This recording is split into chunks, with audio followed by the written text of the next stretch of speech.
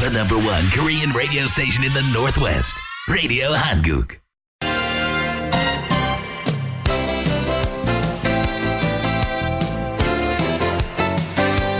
(12시) 정보 데이트. 여러분 안녕하십니까. 12시 정보데이트 홍승섭입니다. 정보데이트는 여러분들이 알고 싶어 하시는 정보나 지역사회 화제를 전해드리고 있습니다.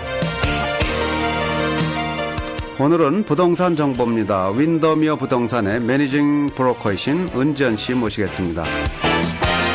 어서 오십시오. 반갑습니다. 네.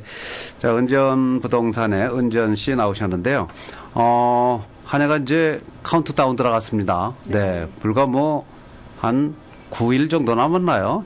지금 보면은 얼마 남지 않았습니다. 한 해 보내는 아쉬움 같은 게 좀 있으실 것 같아요.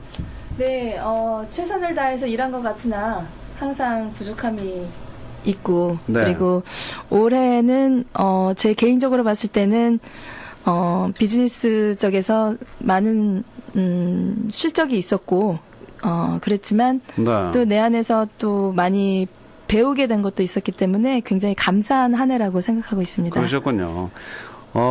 뚜렷한 그 직업 의식을 갖고 계시고 항상 친절하게 또 연구하면서 공부하면서 하시는 분으로 제가 알고 있는데요. 어떤 목표를 세우고 하셨는데 어떤 성과가 있다고 보세요? 제가 이제, 제가 커밋한 부분이 부동산이라는 곳에 제가 커밋을 했기 때문에, 네. 수많은 고객분들을 만나고, 그리고 제가 그분들에게, 정말 최고의 서비스를 제공하기 위해서, 계속 연구, 발전, 개혁, 네. 이런 것들을, 제공함으로 인해, 제가, 밸류를 창출하기 위한 많은 노력을 했다고 생각합니다. 그렇군요. 개혁은 전 대통령만 하는 줄 알았더니 은지연 씨도 개혁을 하시는군요. 비즈니스에서도 네. 계속 개혁이 필요해요. 그렇군요. 네. 네. 꾸준히 연구하시고 또 개혁까지 하시는 그런 또 은지연 씨. 가장 이제 그 최근의 소식으로 10월 달인가요? 네. 금년 10월 달에 부동산 법이 일부 좀 바뀐 것으로 알려지고 있는데 네네. 어떤 게 바뀌었습니까? 네, 여기가 이제 정보 데이트여서 제가 네. 이제 바뀐 부동산법에서 바뀐 내용들을 좀 이제 얘기를 해드리고 싶었는데 네. 일단 고객들 입장에서 얘기를 해드릴게요. 뉴 트리드 법이 생겼는데요. 네. 이건 이제 바뀐 융자법이에요. 일하는 사람들 입장에서는 좀 더 복잡하고 길게 걸릴 수 있지만 네. 소비자 입장에서는 더 좋아진 게 뭐냐면 맨 처음에 론 클로징 디스클로저를 받고 클로징 진짜 할 때 내용이 하나도 변경이 되지가 않아요. 네. 그래서 일단 기간은 30일 클로징이 45일로 길어졌다는 그런 거 입장에서는 좀 기다려야 되는 아쉬움은 있지만 네. 그래도 론 코스트가 처음에 발행된 거와 나중에 발행된 게 내용이 똑같기 때문에 고객들 입장에서는 훨씬 안전하죠. 처음에 발행된 게 나중에 또 론코스트가 올라가 버리는 수도 있나요? 그런 일들이 생겼을 때 때로는 이제 배신감 같은 걸 느끼기는 해요. 왜냐면은 우리는 이 가격을 가지고 갔는데 클로징 하기 직전에 하루 이틀 전에 레이시 바뀌어 버리면 굉장히 이거 클로징 못 할 수도 없고 굉장히 안타까운 일들이 생기기도 하거든요. 애당초 고정 환율로 하거나 그러면 바뀌거나 그럴 일은 없는 거예요? 그렇죠. 그런데 네. 이제 나중에 커스트가 약간 변경이 되는 일들이 생기는 일들이 좀 종종 있었어요. 그런 경우 있군요. 예. 근데 새로운 법에 의해서는 그렇게 바꿀 수가 없게 돼 있네요. 그렇죠. 이제 CD가 나가고 나서 이제 꼭 기다리는 시간이 필요해요. 그래서 바뀔 수가 없죠. 이제. 결국은 이제 집을 구매하는 사람들이나 파는 사람들이나 이 소비자를 보호하기 위해서 이 법이 바뀐 모양이네요. 네, 그렇죠. 그 대신 이제 클로징 데이트가 30일에서 45일까지 가니까 이 부동산 전문인들도 조금 지루할 수 있고 지루하기지는 않고요. 네. CD가 발행되고 나서 저희가 또 기다려야 되고 하는 네. 시간들이 있기 때문에 그렇군요. 더 타이트하게 일을 해야 돼요. 그렇군요. 네. 자, 부동산 법이 또 일부가 10월 달에 이제 바뀌었다는 소식. 결국은 여러분들을 보호하기 위한 그런 정부의 방침이라고 생각하시면 되겠고요. 지난번에요. FRB 연방준비제도에서 기본적인 그런 이자율을 이제 증가하겠다. 0.25% 증가하겠다고 하는데 우리 이제 일반인들한테는 0.25%가 증가되는 게 이렇게 피부에 안 닿아요, 잘. 네. 0.25라는 게 대단한 게 아니라 생각되는 네. 것 같아요. 그리고 이게 또 부동산 업계 뭐 무슨 모기지 이자율이나 이런 거에 또 어떻게 영향을 미칠지 그것도 좀 일반인들은 잘 모르겠어요. 네. 전문인 입장에서는 어떻게 생각하세요? 예, 저희도 이제 미래에 대해서 얘기하는 거는 굉장히 조심스러워요. 내가 미래를 점치는 사람도 아니고, 그리고 이제 오직 하나님만이 미래를 주관하고 계시기 때문에 저희가 그걸 점칠 수는 없지만, 네. 저희가 그래도 공부하고 자료를 가지고 데이터 분석을 함으로 인해 고객들에게 가장 맞는 정보를 드리는 것이 저희 할 일이라고 생각하거든요. 그래서 저희 윈더미어 회사에서는 저희는 현장에서 나가서 뛰는 에이전트들이지만 네. 치프 이코노미스트가 있어요. 그래서 경제학자가 따로 있어서 그냥 마켓 현장만 보고 얘기를 하는 것이 아니라 여러 가지 물가지수와 지수, 뭐 네. 실업률, 뭐 케이스 실러 지수 이런 것들을 분석해서 분석을 해주거든요. 네. 그래서 지금 그 내용을 요약해드리자면 일단 이자율이 올랐을 때 소비자는 두 가지로 반응할 수 있을 것 같아요. 네. 어떤 바이어는 빨리 집을 사야 되겠다.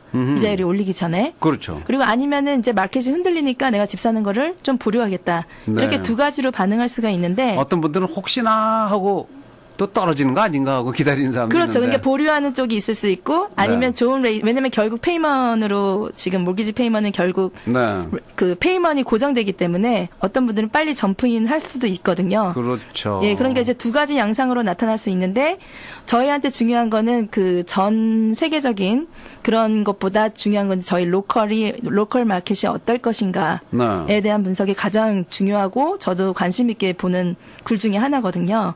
그랬을 때 저희 그 치프 이코노미스트 매튜 가드너의 리포트를 보면 네. 일단 그 이자율은 예견됐듯이 올랐고 그리고 실업률도 11월에 비해서는 약간 올랐지만 네. 그게 전반적으로 봤을 땐 굉장히 낮은 지수예요. 그리고 이자율도 어떻게 보면은 2004년도 때는 6%를 넘게 이자율을 가지고 있었는데 지금은 4%대니까 네. 이자율도 낮은 편에 속하고 그리고 시애틀의 전반적인 사업 기반은 이렇게 자영업이나 이런 분들은 지금 비즈니스가 그렇게 잘 된다라는 얘기를 듣지는 못하는 것 같아요. 저도 제가 네. 느끼는 체감에서는.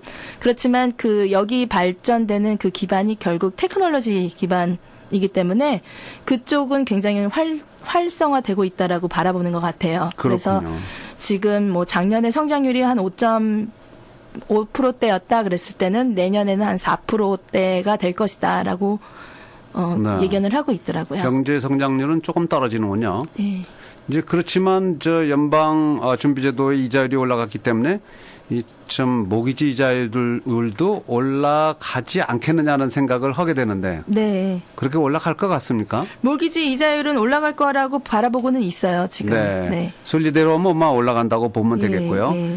그런 측면에서 보면은 집을 사실 분들은 뭐 훌로 전부 페이먼 하기 전에는 훌로 갚기 전에는 용자를 어차피 얻어야 되니까 네. 집을 빨리 사야겠다는 그런 생각도 하셔야겠네요. 네, 그렇죠. 이번에 0.25로 올라가면 그 다음에 또 올라가지 다시 떨어지지는 않을 것 같은 느낌이 근데 들어요. 이제 뭐 이거를 뭐 계속 올리는 건 아니고 일단 네. 그 연방정부에서도 좀 보면서 그렇죠. 컬어 지나서 물가가 안정되는지 네. 그리고 주택 경기가 어떠는지 그 상황을 보고 아마 올릴 거예요. 그렇겠죠. 네, 9년 만에 처음으로 올렸으니까요. 맞습니다. 근데 거의 다시 떨어지기는 않을 것이다. 네. 현재 상태가 가든가 네네. 1년이면 1년 뭐 어떤 시점까지는 가다가 다시 또 올라가는 조금씩 0.25씩 네. 그렇게 하든가 아마 그렇게 둘 중에 하나겠죠. 네. 네.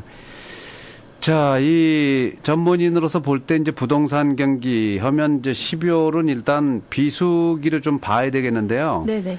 이 겨울이 들어가니까 네. 이사 가기도 힘들고 요즘같이 비가 많이 오면 네.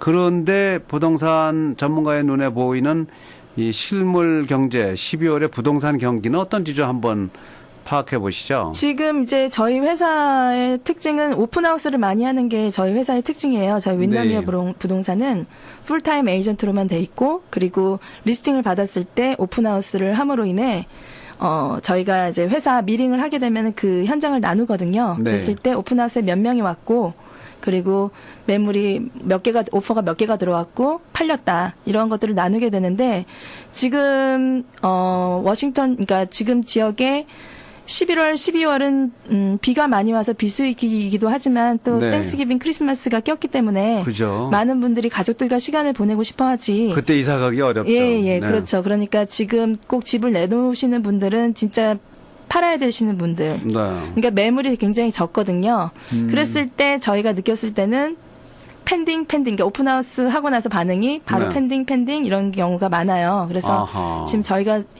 현장에서 뛰는 느낌으로는 매물이 적다. 네.